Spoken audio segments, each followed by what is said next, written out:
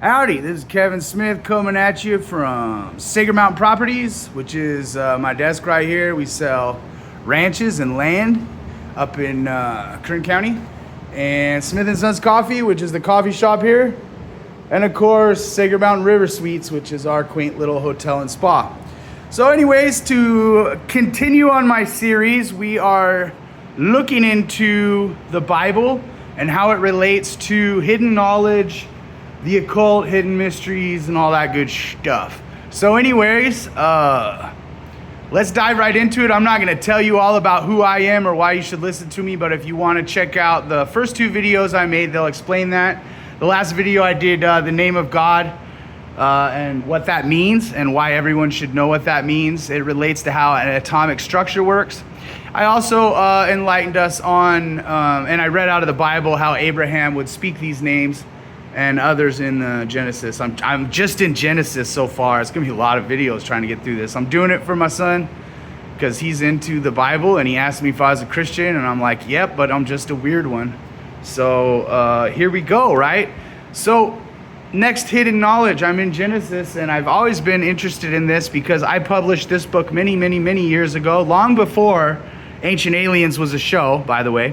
It has my first UFO abduction experience, as well as predicts Apophis coming in 2029, as well as has the lost teachings of Jesus. And that's what I'm rectifying now, because the lost teachings of Jesus in the Dead Sea Scrolls fill in the blanks of the Bible, in my opinion, and what I know of the Bible. But I haven't read the Bible all the way through ever. When I've gone to classes and stuff as a kid and such, like most people. So I'm reading the Bible through, but I'm reading it through as someone who has studied witchcraft, wizardry, all that crazy shit, the Golden Dawn, all of it. So just knowing that everything is all the same truth, and knowing that about angelic mobilization, that was the last video that I did, is that, you know, angels and people, we work in unison to make things go, like my arm and my mouth right now. So anyways, all fun stuff. That all comes out of this book and out of the Dead Sea Scrolls.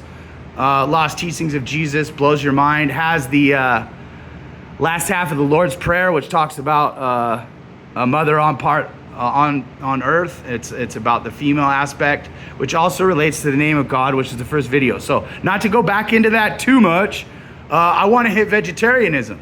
So in this book, Seeds in the Wind, Jesus was a vegetarian. A lot of what he teaches in here is two things: vegetarianism, and even more than that, veganism. And then he also teaches angelic mobilization and how the angels help us to live. Very interesting stuff. We have also covered how there's a difference between angels and UFOs with Enoch and all that in the last video, and that's with angelic mobilization. So here we go. Jesus is a vegetarian. Weird, right? But there's more truth in this book than any Bible classes I've ever been to. And when I read this, Lost Teachings of Jesus, it answered all the questions because it fills in the gaps of like the last half of the Lord's Prayer and other such things. So Jesus's favorite food is a red bell pepper. I think it's a bell pepper. He describes it as a red waxy pepper that's sweet and not hot. I'm going with a bell. I think Jesus liked red bell peppers.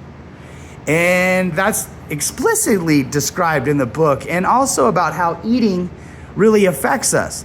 Second little truth, hidden truth. Why do people fast in religion, in all religions? People fast to give the angels of water, mainly water, a chance to do other things in your life to help you with emotional aspects of your life, other than digesting your food, because it's a major job that those angels are tasked with.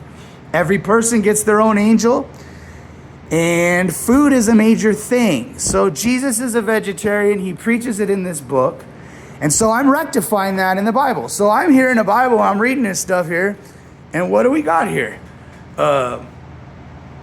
It's very interesting, I mean, to me. So let's start at the beginning. Bud smokers like myself love this passage. So God created man in his own image. Oh, I can't read through the phone like that. Let me do this. Okay, in his own image. In the image of God created he him. Male and female created he them. And God blessed them. And God said unto them, be fruitful and multiply and replenish the earth and subdue it. and have dominion over the fish in the sea, and over the fowl of the air, and over living things that moveth upon the earth. And God said, Behold, I have given you every herb bearing seed which is upon the face of all earth, and every tree in which is fruit of a tree yielding seed, to you it shall be for meat. Now notice, they didn't say the fish was for meat. They didn't say that the animals up there that we're supposed to have dominion over was food. They specifically said for meat, for food here. So I see a big, that to me is like, boom, there it is. And to every beast of the earth, to every fowl of the air, to everything that creepeth upon the earth where there is life, I have given every green herb for meat. And it was so. So in the beginning, man, it seems like major vegetarianism was going on, right? And man was made that way. In beginning, man was very special, could do amazing things. In other texts, talks about man being ultimately psychic. Here we're living 1,000 years. It's crazy stuff. Very cool. Let's move forward. And unto Adam he said, Because thou hearkened unto a voice of thy wife, and hast eaten of the tree of which I commanded thee, saying, Thou shalt not eat of it. Cursed is the ground for thy sake, and sorrow shalt eat of it the days of thy life.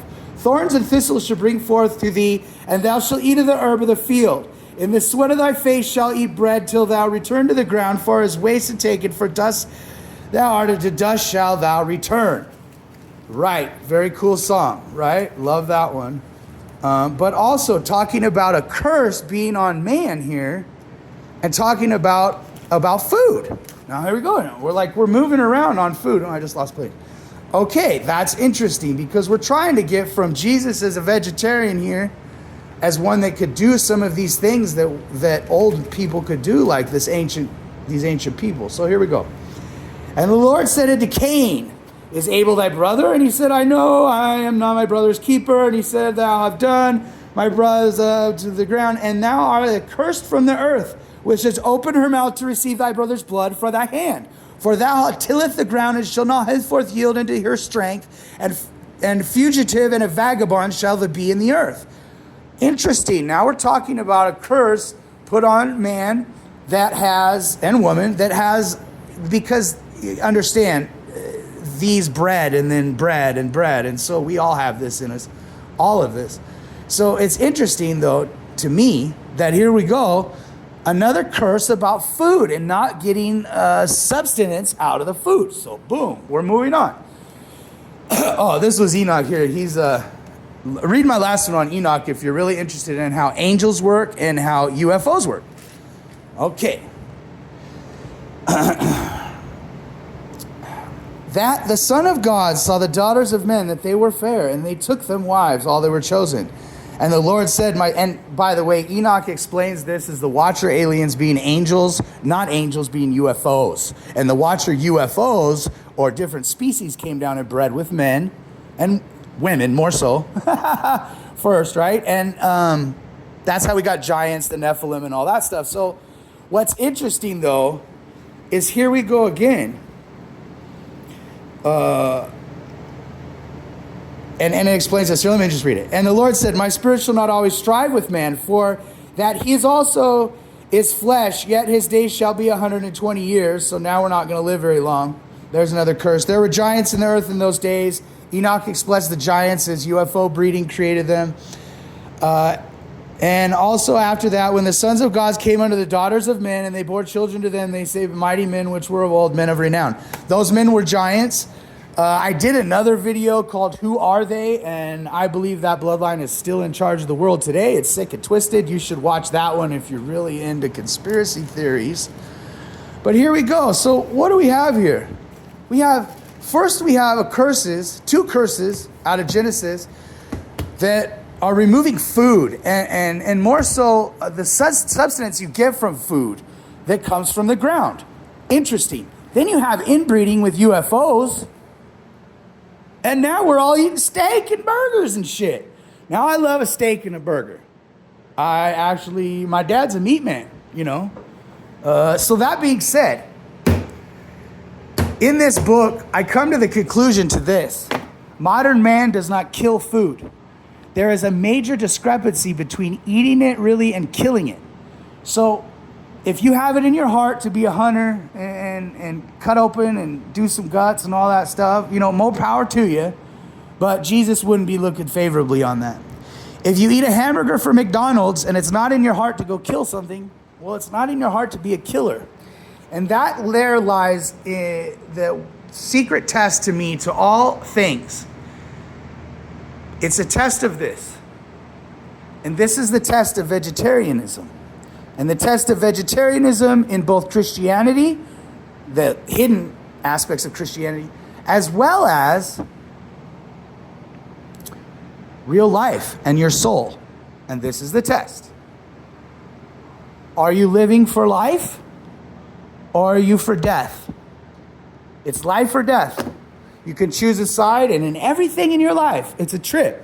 Everything in your life, you can look at it and you could be like, well, is this something that's life-giving, life-sustaining, happiness, joy? Is this death? Is this sorrow? Is this suffering? Is this pain? It's life or it's death. Very good. I hope this video turns out okay because I filmed it myself. Anywho, Magoo, I'll catch you next time for a very cheap, very trippy one. It's actually really funny. And I'll catch you next one.